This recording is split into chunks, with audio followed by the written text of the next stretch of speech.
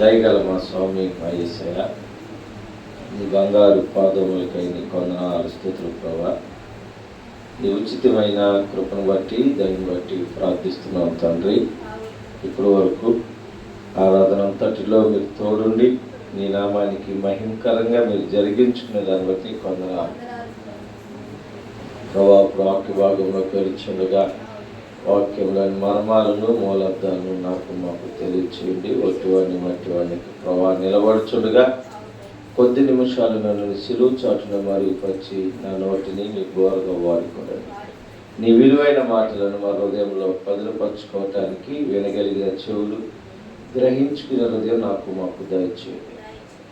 ఎదరాత్మను, వ్యతిరేకతను, తిరుగుబాటు స్వభావం, ప్రతి ఒక్క యాంటీ స్పిరిట్ని మీరు బంధించి ఈ స్థలంలో మీ ఆత్మ చేత అభిషేకించి మీ నామానికి మహిమకరంగా నాతో మాతో మీరు మాట్లాడారు నాయన. నువ్వు చెప్పి ఉన్నావు, నిలబడి వారు మాత్రం మీరు కానీ మాట్లాడేది మీరు కాదు. ఆయా గడియల్లో పరిశుద్ధాత్మదేవుడు మాట్లాడతాడని చెప్పావు ప్రభా. పరిశుద్ధాత్మదేవ మీరే నాతో మాతో మాట్లాడండి. మీ విలువైన మాటలను మా హృదయంలో పదిలిపరచుకోవటానికి తగినటువంటి జ్ఞానమును దయచేసి నాయన మా నోటిని బోరగా వాడుకుని ఈ కొద్ది నిమిషాలకు నిలబడుచుండగా నాతో మాతో మీరే మాట్లాడి బలపరచుకోండి. వాటిలో మర్మాలను మూలాధారం తెలియచేయమని యేసుక్రీస్తు నామంలో అడిగి వేడుకొంటున్నాం తండ్రి, ఆమేన్. మీ అందరికీ వందనాలండి. మంచిది, మనందరం కూర్చున్నట్లయితే మన పరిశుద్ధ గ్రంథం నుంచి యెషయా గ్రంథము 5వ అధ్యాయము.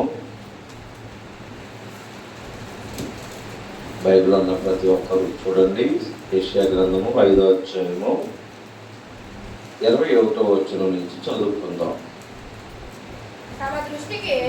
తమ దృష్టికి తాము జ్ఞానులనియు తమ ఎన్నికలలో తాము బుద్ధిమంతులనియు తలంచుకొని వారికి శ్రమ.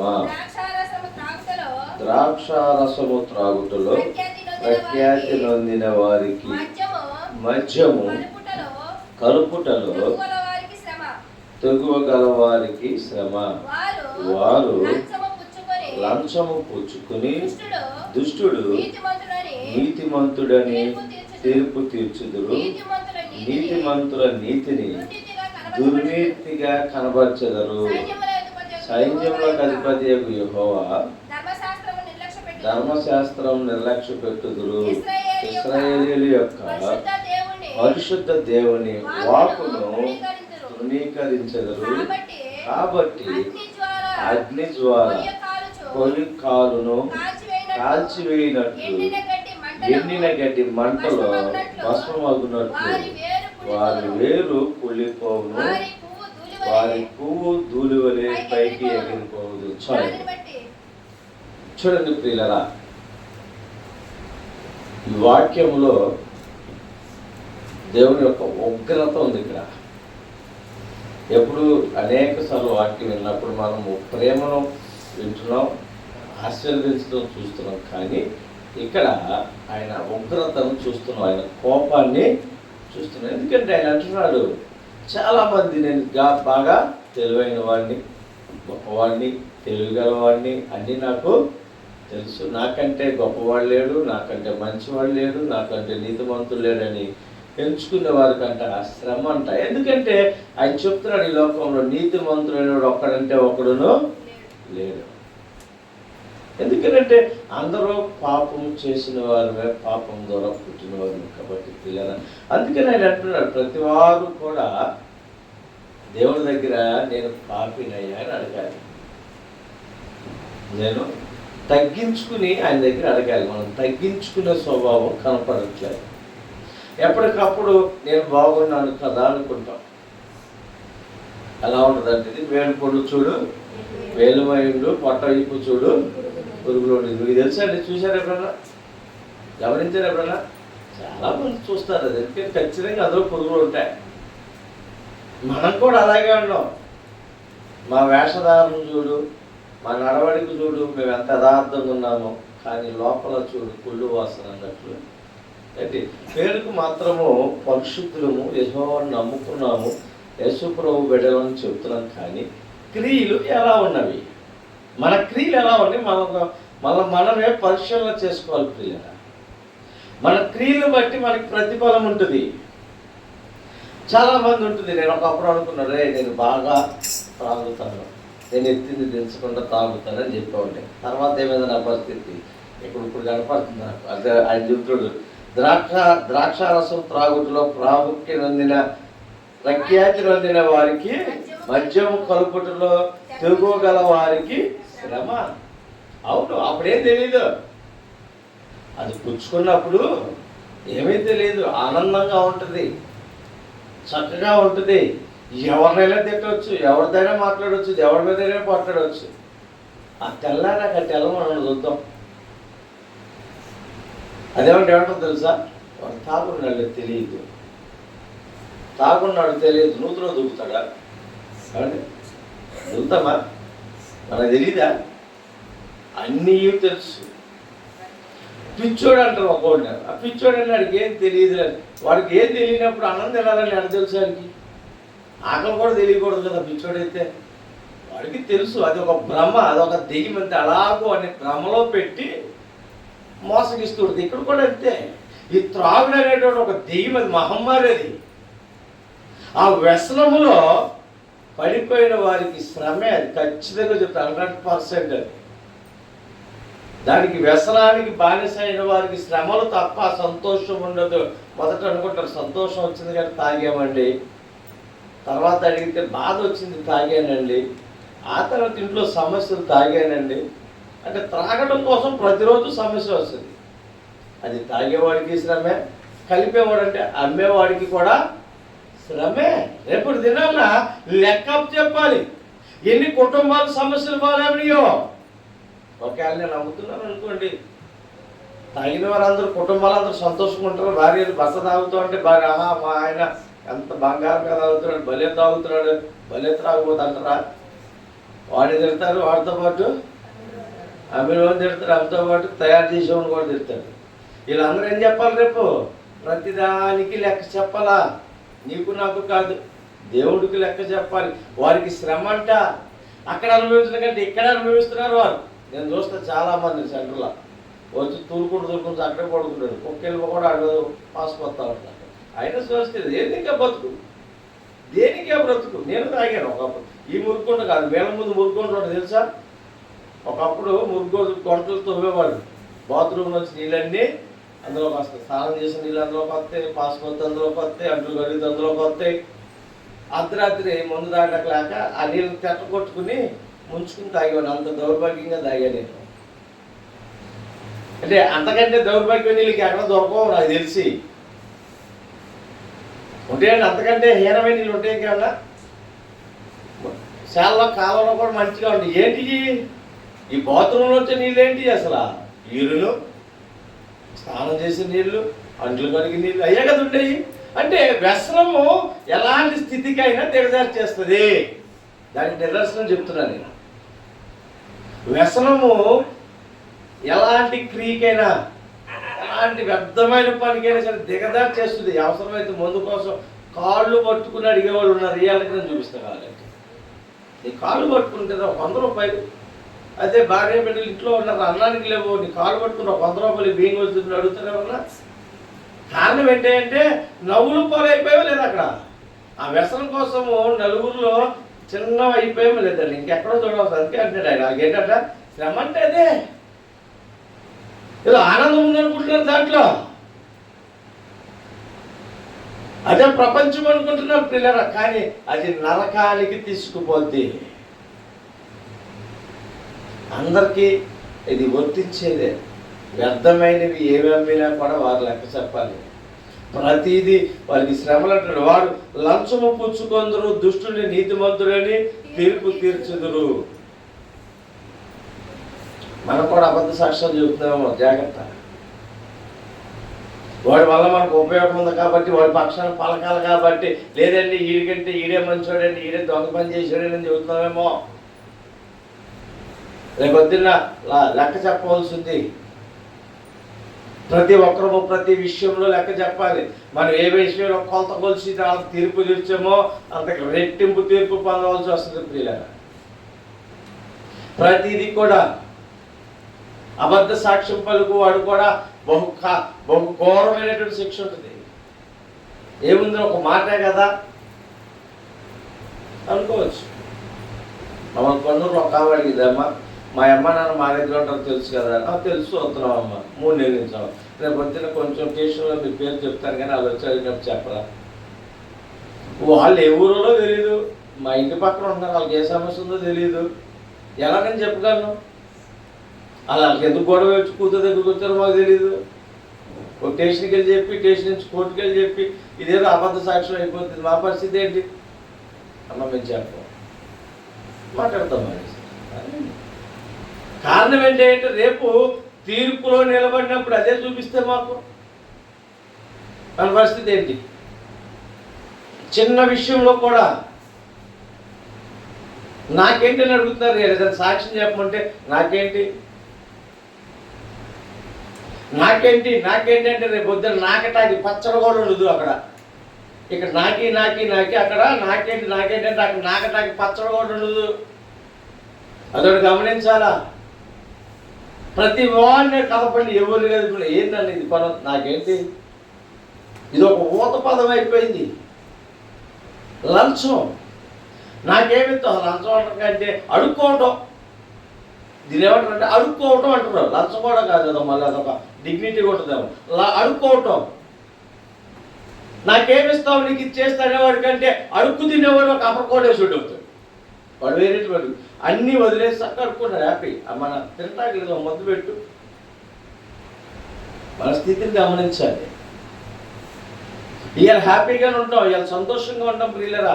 దేవుడు చెప్పే మాట దేవుడు చూడండి, లంచం పుచ్చుకుని దుష్టుల్ని నీతిమంతుడని తీర్పునిచ్చెదరు, నీతిమంతుని నీతిని దుర్నీతిగా కనబర్చెదరు, సైన్యంలో యెహోవాకు ధర్మశాస్త్రం నిర్లక్ష్య పెట్టుదురు, ఇశ్రాయేలీయుల యొక్క పరిశుద్ధ దేవుని వాక్కును తృణీకరించెదరు. కాబట్టి అగ్ని జ్వాల కొయ్య కాలును కాల్చివేయినట్లు ఎండిగడ్డి మంటలో భస్మగునట్లు వారు వేరు కుళ్ళిపోవును. వేరు కుళ్ళిపోతే చెట్టు ఉంటుందండి, ఇక ఉంటుందా అంటే ఏమైపోతుంది అంటే చెట్టు కాదు, ఇక్కడ వంశము మారుతూ పోతుంది. జాగ్రత్త. చెట్టు అంటే సాదృశ్యం, వంశం. మన వంశం నేనున్నాను, మా అమ్మ మా నాన్న, నేను నా కొడుకు నా బిడ్డ రాకొచ్చే వరకు నా వంశం అనేది నిర్మూలమైపోతుంది. జాగ్రత్త. అంటే అక్కడ చెట్టు చెప్పాడు కదా, ఏదో మనం చెట్టు పెట్టిన చెట్టు ఎండిపోద్దు అనుకుంటున్నారేమో. ఈ ఏరు కుళ్ళిపోవటం అంటే మన వంశం అనేది మొత్తం పతనం అయిపోతుంది. కారణం ఏంటి? యెహోవా మాట ధిక్కరించడం, అపవిత్రమైన వాటిని చేర్చుకోవటం, లంచములు తీర్చుకోవటం, పాపానికి దాసోహం అవటం, అబద్ధ సాక్ష్యములు పలకటము, కుటిలమైనటువంటి సాక్ష్యాలు చెప్పటము, ఇవన్నీ కూడా రేపు దినాన్న వల్ల పతనానికి తీసుకుపోతున్నాయి. కారణాలు ఏంటంటే ఈ లోక సంబంధమైనటువంటి ఆనందం, పైచాచకమైనటువంటి ఆనందం. ఈ ధనం ఎవరైనా ఎందుకు పరుగులు పెడుతున్నారంటే ఈ లోకంలో ఉందాగా బ్రతకాలి, ఈ లోకంలో అందరిలో ఉన్నతమైన వాడిగా బ్రతకాలి, బాగా డబ్బున్న వాడిగా బ్రతకాలని ఆశపడుతున్నాడు. కానీ నీతిమంతుడిగా బ్రతకాలని ఆశపడట్లేదు, యథార్థత కలిగిన వాడిగా ఉండాలని ఆశపడట్లేదు, పరిశుద్ధత కలిగిన వాడిగా ఉండాలని ఆశపడట్లేదు. ప్రియులరా, డబ్బే సంపాదించుకోవాలనుకుంటే శుక్రవారం వాటరింగ్ పని చేసుకుని కుటుంబాన్ని పోషించుకోవసరం లేదు. ఆయన అంత అవసరం అంటారా? పరలోకాన్ని విడిచి వచ్చి ఈ లోకానికి దిగి వచ్చినటువంటి ఆయన పొద్దు నుంచి సాయంత్రం దాకా వాటరింగ్ పని చేసుకుని కుటుంబాన్ని పోషించుకోవాలండి. ఆయన డబ్బే ప్రధానం అనుకుంటే అందరినీ అపర కోటేశ్వరులుగానే పుట్టించేవాడేమో. కానీ డబ్బు ప్రాధాన్యత లేనిది, డబ్బుకు విలువ లేనిది. ఈ లోకంలో కొంతకాలం దానికి విలువ ఉంటుంది, అక్కడికి విలువ లేనిది. ఆయన దృష్టిలో గడ్డి పరక కంటే హీనమైనది అది.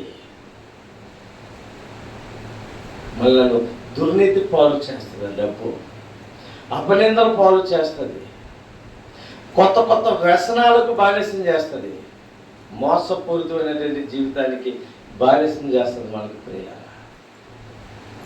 అది వ్యర్థమైనది. ఎంత కావాలంత. తేనె చాలా మంచిది, ఆరోగ్యం అందరికీ మంచిది. తేనె తాగటం అట్లా 1 లీటర్ తాగుతామా? ఎంత తాగాలి?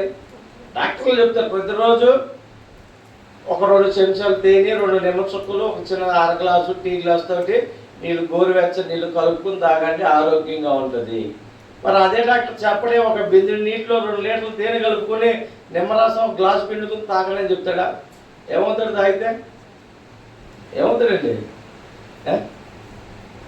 రుచికరమైంది, ఆరోగ్యమైంది, ఆరోగ్యాన్ని పాడు చేసిద్ది. అందుకే తగు మొత్తంగా. అప్పుడు మనం కూడా డబ్బు ఎంత కావాలి? మితముగా కావాలి. మనకి ఎంత కావాలో అంత. నీ దగ్గర ఎక్కువ ఉంటే వేదలైన వారికి పంచిపెట్టు. రేపొద్దు నీకు ఆశీర్వాదం ఉంటుంది. నీకు నీ బిడ్డలకి వేదవాళ్ళకి పంచిపెట్టు. తండ్రి లేని పిల్లల్ని కొంతమందిని చదివించు. చేతనైతే నీకు రేపు అది ఆశీర్వాదాలు తెచ్చిపెట్టింది. నీ వంశీ వాళ్ళందరికీ ఆశీర్వాదం తెచ్చిపెట్టింది. ఎవరండి మనం? ఏం తెచ్చాము ఈ లోకానికి? మొత్తం కట్టలేసుకొచ్చామా అండి? మనం దిగంబరులమై వచ్చాము ఇక్కడికి. ఈ లోకానికి వచ్చినప్పుడు ఎవరైనా ఎలా వచ్చాం? దిగంబరులుగా వచ్చాం. మళ్ళీ రేపు దిగంబరులుగానే వెళ్తాం.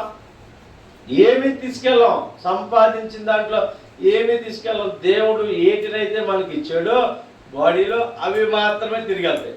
కొంతమందికి అవి కూడా తిరిగి వెళ్ళాం. ఒక కాలు చెయ్యో మూతో యాక్సిడెంట్ అయినప్పుడు పోతాయి. అవి కూడా తీసుకెళ్ళలేదు.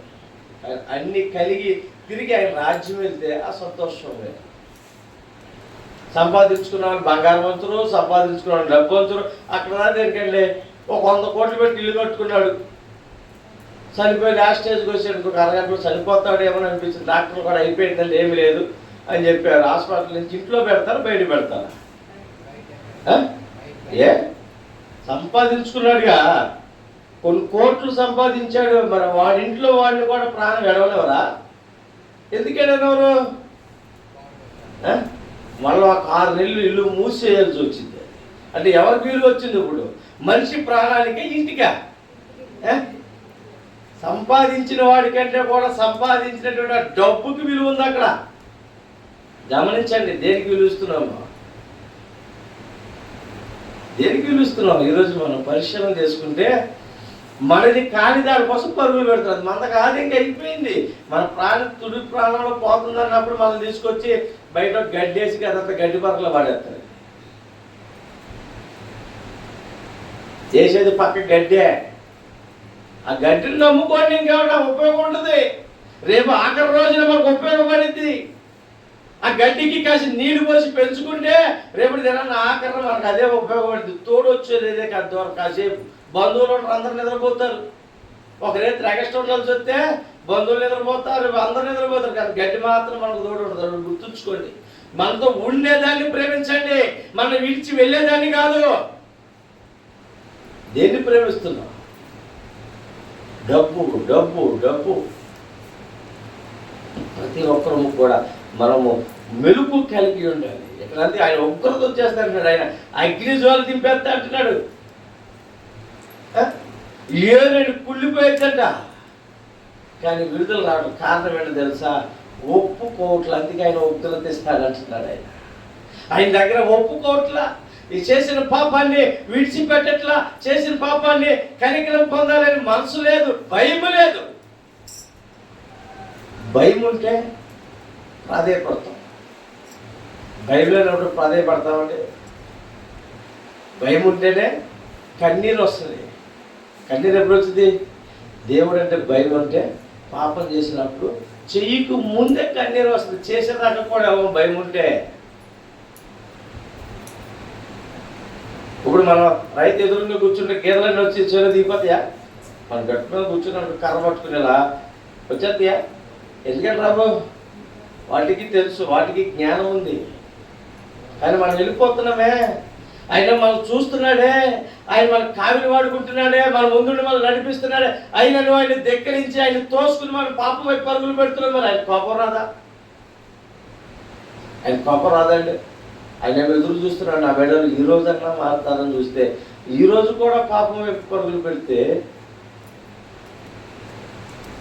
అందుకే ఆయన అంటున్నాడు, ఆయన మాటలు వినాలి, ప్రాయశ్చిత్తం చేసుకోవాలి. తెలియక చేసామో తెలిసి చేసామో అంటున్నాం, కానీ తెలిసే చేస్తున్నాం పాపం. ఇప్పుడు 100% ఇప్పుడు మనం తెలిసి కూడా పాపం చేస్తున్నాం. ఆ పాపానికి ప్రాయశ్చిత్తం చెందాలి. రేపు ఇంట్లో ఏదో సమస్య వచ్చాక అయ్యా మాకేంటి ఎట్లా అయిపోయింది, మాకు ఎట్లా అయిపోయింది కాదు, అప్పుడైనా ఒప్పుకోవాలి. అయ్యా ఇదిగో నేను ఈ పాపం చేశాను అందుకే నాకు ఈ శిక్ష వచ్చిందని ఒప్పుకోవాలి. ఖచ్చితంగా ఆ పాపానికి జీతం ఉంటుంది. ఏంటి, మంచికి జీతం ఉంటుంది. పనివాడు జీతానికి పాత్రుడు. అది ఏ పని అయితే ఆ జీతం వస్తుంది. అది మనం ఏ పని చేసామో, మంచి పని చేస్తే మంచి జీతం వస్తుంది, పాపం పని చేస్తే పాపం జీతం వస్తుంది. పాపం అంటే పరివర్తన చెంది మరణానికి అంటుంది. ఆ మరణం ఎక్కడ తీసుకెళ్ళింది? ఇహలోక మరణము పరలోక మరణాన్ని కూడా ఇస్తుంది. పరలోకం వెళ్ళకుండా నరకానికి తీసుకెళ్ళి నరకం ఇస్తుంది. పాపం చేస్తే అనేక మార్లు నవ్వులు పాలవుతూ ఉంటాం. ప్రియ, మన పాపాన్ని ఒప్పుకోవాలి, యథార్థతను కనిపెట్టుకున్నాడు. అందుకే నేను ఓపెన్గా చెప్పేస్తున్నాడు. దుమ్ము పోలేదు ఎగిరిపోద్దంట పువ్వు, వాడి పువ్వు ధూళి వలె పైకి ఎగిరిపోవును. మనము నలుగురికి మార్గదర్శకంగా ఉంటే, మరి గాంధీ గారు స్వతంత్ర యోధుడు పోరాడారని చెప్తారు మనకు. మీరు మేము చూసామా? చెప్పుకుంటున్నామా లేదా వాళ్ళకైనా? ఏమండి, గాడ్సీ గారిని కూడా చెప్పుకుంటున్నాగా. అలా ఇద్దరిని చెప్పుకుంటున్నాం. మనం ఎవరమై ఉన్నాం? మంచివాడిగా ఉన్నామా, చెడ్డవాడిగా ఉన్నామా? మళ్ళీ మనం పరిశీలన చేసుకోవాలి. ఎవరో వచ్చి చెప్తారు, ఎవరో చేస్తారు కాదు. ఎవరు చెప్పరు, ఎవరో చేయరు. మన స్థితి మనకు తెలుసు, మన పరిస్థితి మనకి తెలుసు. యథార్థమైనటువంటి జీవితం కలిగి జీవించాలి. ఇవన్నీ కొంతకాలమే ఉంటాయి మన తప్పని కదా, ఆ తర్వాత రావు. డబ్బు కూడా ఎవరికి శాశ్వతం కాదు. ఒకరి దగ్గర ఇది నిలబడేదే కాదు. ఈరోజు నీ దగ్గర ఉండొచ్చు, రేపు ఇంకొకరి దగ్గర ఉండొచ్చు, ఎల్లుండి ఇంకొకరి దగ్గర ఉండొచ్చు. కానీ వీటిని చూసి మనము పడే మిడ్చుపాటు రేపు ఖచ్చితంగా నవ్వులు పాలు చేస్తుంది. అవుంది కదా అని ఈరోజు మనము మిడిచిపడితే రేపు లేని రోజు ఏం చేయాలి? అందుకని మితము కలిగి జీవించాలి, మితముగా సంపాదించుకోవాలి, మితము కలిగి ఉండాలి. అధికముగా ప్రేమించాల్సింది క్రీస్తు ప్రేమను. ఎక్కువగా గడపవలసింది ఆయనతోటి, ఎక్కువ సమయం ఇవ్వాల్సింది ఆయనతోటి. కానీ ఆయనకి ఇచ్చే సమయాన్ని కూడా కుదించి, ఆ ఇచ్చే 2 గంటల సమయంలో కూడా ఇంకొక అరగంట గంట తీసేసి అంటే మన పనులకి మన సొంతాలకు వాడేసుకుంటున్నాం. కానీ పిల్లరా, ధనము ఆయన అంటుంది, నీ ఆస్తి నీకు అక్కడికి రాదని చెప్తున్నాడు దేవుడు బైబిల్లో. రాదది 100%, ఎవరికి రాదది. నీ నీతే నిన్ను నన్ను, మన నీతి మనల్ని కాపాడుతుంది, మన యథార్థతే మనల్ని కాపాడుతుంది, మన పరిశుద్ధతే మనలను కాపాడు. ఈ లోకంలో మరణించవచ్చు, కానీ పరలోకంలో కనులు తెలుస్తాం. అది గమనించాలి. బాప్తిసం తీసేసుకున్న మాత్రాన పరలోక రాజ్యం రాదు. ప్రతిదీ పాప క్షమాపణ పొందాలి, ప్రతి పాపమును ఒప్పుకోవాలి, ప్రతి అవధేయతను ఒప్పుకోవాలి. దేవుడు పాదాల కంటే ముందు ఎవరి దగ్గర మనం అపవిత్రంగా ప్రవర్తించామో వారి దగ్గర పాదాలు పట్టుకుని సమాధానం పడాలి. చర్చిలోకి వచ్చి నేను అత్తను తిట్టాను, మామని తిట్టాను, అక్కడ కొట్టాను, క్షమించు ప్రభు అంటే సమాధానం దొరకదు. నీటిలోకి తీసుకెళ్ళాక తండ్రి కుమార్ పరిశుద్ధాత్మలో పాపం కడగబండి అంటే పాపం పోదు. శరీరాన్ని కడిగారు, నువ్వు హృదయాన్ని కడుక్కోవటం కోసం శరీరాన్ని సిద్ధపరిచారు. అక్కడ వచ్చి హృదయాన్ని కడుక్కోవాలి, హృదయాన్నే కడుక్కోవాలి ముందు, శరీరానికి. అది యేసుప్రభువు చెప్పింది కూడా అదే. హృదయ శుద్ధి గలవారు ధన్యులు అన్నాడు, కానీ శరీర శుద్ధి గలవారు ధన్యులు అన్నారు. హృదయ శుద్ధి గలవారు ధన్యులు వారు దేవుడిని చూసేదురు.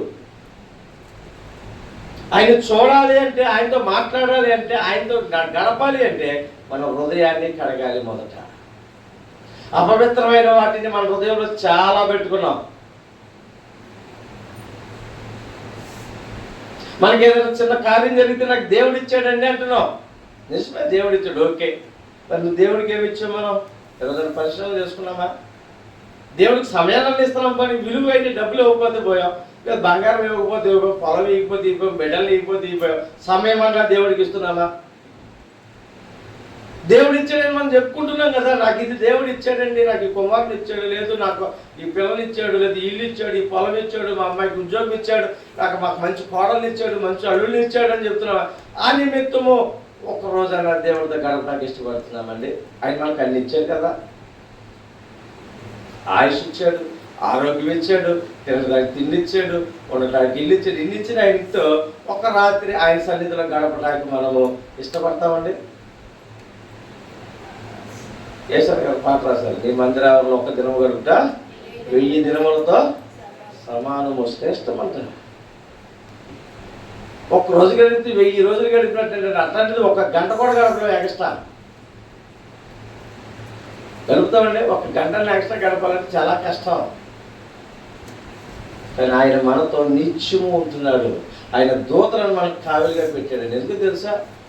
నా బిడ్డలు తప్పిపోయారు ఆల్రెడీ, సాతానులో ఎత్తుకుపోతాడేమో అని కావలి కాస్తున్నాడు. ఈ రోజన్నా మారతారు నా బిడ్డలు, ఈ రోజన్నా పాపపు జీవితం నుంచి విడిపించబడతారు, ఈ రోజన్నా తెలుసుకుంటారని ఎదురు చూస్తున్నాడు. లేకపోతే ఒకరు తేనాడు దింపేస్తాడు. ఇప్పుడు ఆయన దింపలేక కాదు, ఏం చేయలేక కాదు, పొయ్యి కాలినట్టుగా కాలిపోద్దంట, ఏరు కుళ్ళిపోయినట్లుగా కుళ్ళిపోద్దంట. చేయలేకంటారా ఆయన చేయలేక ఆగాడంటారా? ఇంకనైనా నువ్వు తెలుసుకుని మారతారు అని ఎదురు చూస్తున్నాడు. ఇప్పటికైనా మనం మారకపోతే, ఇప్పటికైనా మన స్థితిని మార్చుకోలేకపోతే, ఇప్పటికైనా ఆయన పాదాల చేత ప్రాధేయపడకపోతే ఎవరైనా ఏమి చేయలేదు. మీరు వెళ్ళండి, ఏ పాస్టర్ గారి దగ్గరికి వెళ్ళండి, ఎంతలో బిషప్ దగ్గరికి వెళ్ళండి, ప్రార్థన చేసుకొచ్చుకోండి. పాపం పోతేనని అడగండి. ప్రార్థన మేం చేస్తేనో లేదు ఇంకొకటి చేస్తేనో ప్రార్థన చేస్తే పాపం పోదు. నీ హృదయం తెలిసి, నీ నోరు తెలిసి, నీ హృదయం అంతటితో ప్రార్థన దేవుడి పాదాలు పట్టుకుని కన్నీటితో పాపాన్ని ఒప్పుకుంటే పోద్ది. ఎంతమంది ఒప్పుకుంటున్నారు? ఎంతమంది మీ ప్రాధాన్యపడుతున్నాం, ప్రభువా నా పాపాలు కడిగేయాలి? ఎంతమంది మీ వ్యక్తుల దగ్గరికి వెళ్ళానా, నీ విషయంలో నేను నొచ్చుకున్నాను, నీ విషయంలో నేను తిట్టాను, అమ్మా ఇది ఈ విషయంలో పాపం చేశాను, నన్ను క్షమించు అని ఎంతమంది సరి చేసుకోవటానికి ఇష్టపడుతున్నా? అలా మనసు ఉందండి మనకి. అది సరి చేసుకునే పక్షంలో భక్తి చేయటం వేస్ట్, అనవసరం. ఇంకా అలాగే జీవించడం మంచిది. ఈ ముసుగేసుకోవటం అనవసరం. నేను దేవుడు పెట్టినండి అని చెప్పి మేక నేను పులిలాగా ఉండటం అనవసరం. అది అంటున్నాడు దేవుడు కూడా, రాకడ సమీపించేటప్పుడుకు గొర్రెతోలు కప్పుకున్న తోడేలు వస్తాయి అంట. అంత మనకంటే పెద్ద తోడేలు ఇంకేమీ లేవు నాకు తెలిసి. ఇంకా మనకంటే తోడేలు ఉన్నాయి అంటారా? మనమే కదా ఇప్పుడు ఆల్రెడీ ముసుగేసుకున్నాం, గొర్రె పిల్లలాగా ఉంటున్నాం. చేసేదన్నీనేమో తోడేలు కీర్తులేదు, తోడేలు ఆలోచన, తోడేలు బుద్ధులు, తోడేలు మనసులు, ఎదుటి వారిని గాయం చేయటం, ఎదుటి వారిని మోసం చేయటం, ఎదుటి వారి దగ్గర లాక్కోవటం, మన దగ్గర చిట్లో పెట్టుకోవటం, ఇవన్నీ ఎక్కడ బుద్ధులు? ఏం బుద్ధులు ఇవన్నీ? మరి తోడేలు బుద్ధులే. పౌలు గారేమో చెప్పాడు, ఆయన ఉన్నదాన్ని వెనకున్నదాన్ని విడిచి ముందుకు వెళ్దాం వెంటనే పోపట్టాడు. ఆయన ముందుంది అసలుదే, వెనకున్న వాటిని వదిలేసి వెనక దగ్గర ముందుకు రండి, అసలు రాజ్యం ఉందంటే మనమేమో మన దాని కోసం వెనక్కి వెళ్తున్నాం, ఇంకా తెచ్చుకుందాం ఏదో పోగేసుకుందామని. మన నిత్యత్వంలోకి వెళ్తానికి ఇష్టపడాలి. మనము పాపాలు చేస్తూనే ఇంకా అపవిత్రమైనది మళ్ళా ఉంచుకుని, వ్యర్థాన్ని మళ్ళా ఉంచుకుని మేము దేవుడు పెట్టమని చెప్పుకుంటున్నాం. ప్రియులారు, ఎప్పటికైనాను ఈ రోజైనాను కళ్ళు తెరిచి మనం ఆయన పాదాలు పట్టుకుందాం, ఆయన ఎదుటి సాగిలి పడదాం, ఆయన దగ్గర కన్నీరు కారుతో, ప్రభా మాకు ఆ బుద్ధి ఉంది, ఆ బుద్ధి నుంచి విడిపించేయాలి. ప్రతి ఒక్కరూ ఆయన కాళ్ళు పట్టుకుని అడగాలి, ఆయన పాదాలు పట్టుకుని అడగాలి. మన ఎదుటి వారి పాదాలు ఆయన పాదాలుగా భావించవచ్చు, మన పక్కన ఉన్న వారి పాదాలు దేవుడి పాదాలుగా పట్టుకుని అడగొచ్చు. ఆయన అంటున్నాడు, నేను ఆహారం లేనప్పుడు ఆహారం పెట్టాడు. ఆయన మన దగ్గరికి వచ్చాడా అంటే ఎలా పెట్టావు? ఆహారం లేని వాడికి పెడితే ఆయనకి పెట్టాడు. అలాగే నీ తోటి వారి పాదాలు పట్టుకుని సమాధానం పడుతూ ఉంటే ఆయన పాదాలు పట్టుకుని సమాధానం పడినట్లే. కానీ ఒప్పుకోవటంలో నిజాయితీ ఉండాలి, ఏంటి ఒప్పుకోతాను ఉండాలి, సమాధానం పట్టడానికి ఇష్టమై ఉండాలి. సమాధానం పడకుండా, పాపాన్ని ఒప్పుకోకుండా, గతాన్ని ఒప్పుకోకుండా దాచిపెట్టుకుంటే పరలోక రాజ్యం రాదండి. దేవుడు ఉగ్రతకు బలైపోతాం, నరకాగ్నిలో కాలిపోతాం. ప్రియులారా, ఆ శిక్ష నుంచి తప్పించుకోవాలని మనందరం కూర్చొని ప్రార్థన చేసుకుందాం. ప్రభువా మమ్మల్ని రక్షించిన ఆయన, ఇప్పుడు చూపించిన పాపాలు లోపాలన్నీ నాలో ఉన్నాయి. నా స్థితే, నా కోసమే నువ్వు మాట్లాడావు, నా బ్రతుకు కోసమే నాతో మాట్లాడావు, నా లోపాలు నాకు చూపించావని మనందరం ప్రార్థన చేసుకుందాం. ప్రతి ఒక్కరము ప్రార్థన చేసుకుందాం. పరిశుద్ధుడా, మహోన్నతుడా, దయగల స్వామి, నా స్థితి నాకు తెలియచేసావు ప్రభా. ఒకప్పుడు త్రాగుబోతుగా ఉన్న నన్ను మార్చుకున్నా. నా బాధలు తెలుసు నీకు. నేను ఎంత అవమానపడ్డానో, నవ్వులు పాలైనో నీకు తెలుసు. అది నేను అనుభవించాను, నాకు తెలియచేసాను. అందుని బట్టి నీకు వందనాలు ప్రభా. ఈ లోకంలో వ్యర్థమైన వాడి కోసము నాయన, పాపం వైపు పరుగులు పెట్టేవాడి కోసము, ఇహలోక సంపద కోసం, ఈ లోకంలో ఉండే ధనాపేక్ష కోసం పరుగులు పెడుతున్నాం. ఆ స్థితి నుంచి విడిపించండి. నీ మాటకు లోబట్టు నేర్పించండి. సైన్యంలో యెహోవాకు నాయన, సైన్యంలోకి అధిపతి యెహోవా మాట వినటం మాకు నేర్పించండి. నీ ధర్మశాస్త్రాలు వినటం నేర్పించండి, లోబట్టు నేర్పించండి. నీ మాట వినాలి. నీ మాట విన్నట్లుగా ఉంటున్నాం ప్రభా. నటించేవాడిగా నేను ఉంటున్నాను, వేషధారిగా నేనున్నానయ్యా. నువ్వు చెప్పి ఉన్నావు ప్రభా. ఒకవేళ వేసైనా ఒప్పుకుంటే పాపం నుంచి విడిపించి ఆమెకు పరలోకం ఇస్తానేమో, కానీ వేషధారికి లేదన్నావు ప్రభా. నేను వేషధారిగా నేనున్నానయ్యా. నన్ను క్షమించండి. నా స్థితిని మార్చండి, నా స్థితిగతులు మార్చండి, నా మాట తీరు మార్చండి. నా చూపులో జయం ఉండాలి, నా మాటల్లో జయం ఉండాలి, నా తలంపుల్లో జయం ఉండాలి, నా సంపాదనలో జయం ఉండాలి ప్రభా. నేను నడిచే నడకలో జయం ఉండాలి. నాది కానిది ఏది నేను తెచ్చుకోకూడదు.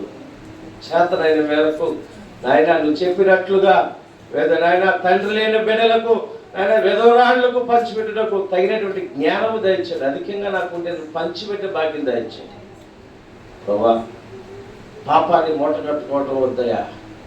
వాటిని విప్పి ఒప్పుకుని నాయన విడిచిపెట్టుటకు తగిన జ్ఞానము దయచండి నాకు, మాకందరికి. ఎక్కడున్న బిడ్డలందరినీ మీరు దర్శించండి. మైక్లో వింటున్న బిడ్డలందరినీ మీరు దర్శించండి. వారికి కూడా మంచి భాగ్యము, మంచి విధేయత, మంచి కనికరము, నాయన నీలాంటి స్వభావం మాకు దయచేయండి. నిన్ను పోలి మేము జీవించాలి. వేషధారులు ఉంటాకు వీల్లేదు నాయన. గొర్రెతోలు కప్పుకున్న తోడేలులాగా మేము ఉన్నాం. నేనున్నాను నాయన, నేనే. కనికరించండి అయ్యా, కనికరించండి. దావీదు కుమారుడు మమ్మల్ని దాటిపోకు నాయన, సహాయం చేయండి. రాకడ సమీపం ముందు ప్రభువా. ఎప్పటికైనా నువ్వు సిద్ధపాటు కలిగి ఉండకపోతే మా పరిస్థితి ఏంటి? నువ్వు ఎవరిని ఎప్పుడు పిలుస్తావో మాకు తెలియదు. ఈ మధ్యాహ్నం వేళ నువ్వు పిలిస్తే నా పరిస్థితి ఏంటి ప్రభువా?